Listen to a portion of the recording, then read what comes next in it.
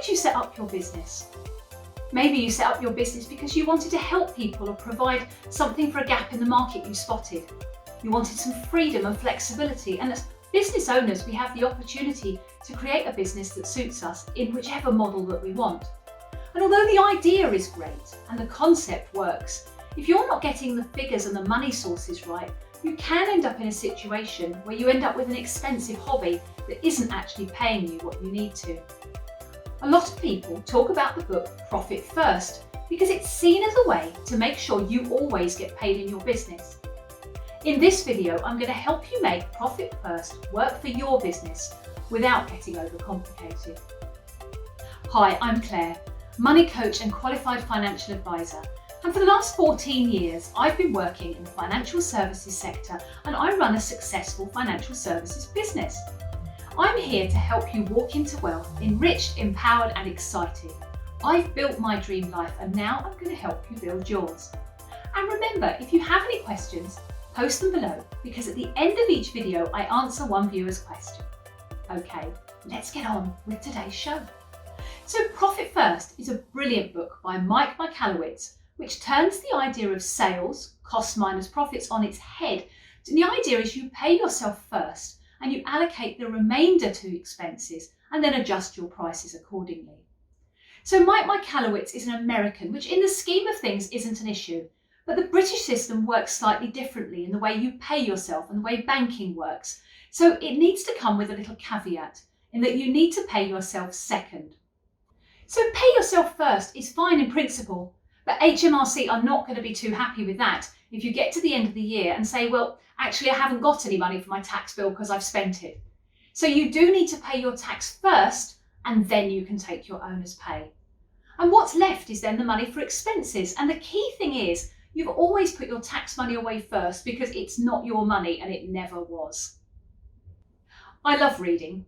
Let me know your favourite business book in the comments below. What has it helped you with? Would you recommend it to other people?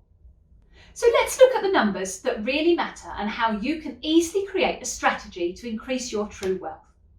The first is looking at how much money you have available in your business to pay your salary each month.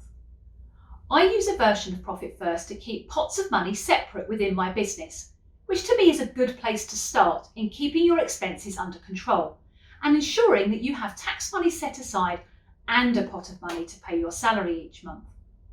It allows you to pay yourself a regular amount each month and over time accumulate a slush fund of 3 to 6 months in your salary account so that when you're between launches, you still get paid a regular amount each month. Now that's crucial for peace of mind at home and eliminating money worries because it lets you budget and make all your payments on time, even if you don't actually make many sales that month.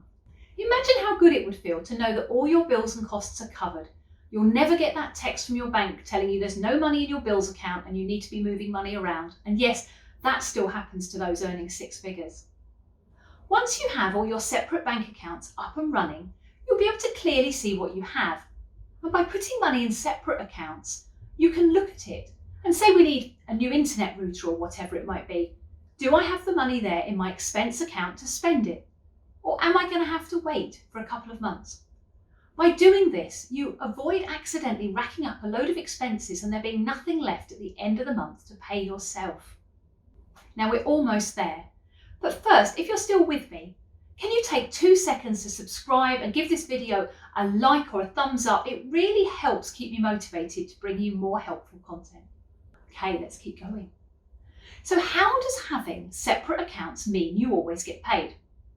Well, what you should be aiming for is over a period of time to build your director's account so there's a surplus of around 3 months' salary sat in your account. So if you've decided you're going to pay yourself £2,000 a month, your salary account should sit, once you've paid yourself, with a balance of around £6,000. Now, if you find your balance is creeping up and you've got more than 3 months' salary in your owner's pay account, then you can give yourself a pay rise or invest in that amazing training that you've been watching. So if you're paying yourself £2,000 a month and your account has now got to £7,000, maybe change your standing order from £2,000 to £2,300 and leave it a couple of months, little jumps a bit at a time, and then do the same in 3 or 4 months' time, put it up a bit at a time And that way you always create a savings cushion. That means if something unexpected happens, like a client doesn't pay on time, or with COVID and other unexpected things, it doesn't matter, because in the scheme of things, you've still got the money there so that you get paid. Now, if you've already done this, you might want to check out my other video, 7 Smart Things to Do with Your Money. Okay, now it's time for today's Ask Claire question, which comes from Julie. I'm the director of my business. What do I need to put in place in case I'm unable to work? Well, it's a good idea, as we've said, to build up that slush fund of business running costs so that if you're unwell or take a couple of weeks holiday, you still get paid. But you can also take out an insurance that works like sick pay so that you can still draw your salary without depleting the company funds if you're too ill to work. Now, I hope this has helped you take one step to that life you really want. So keep watching.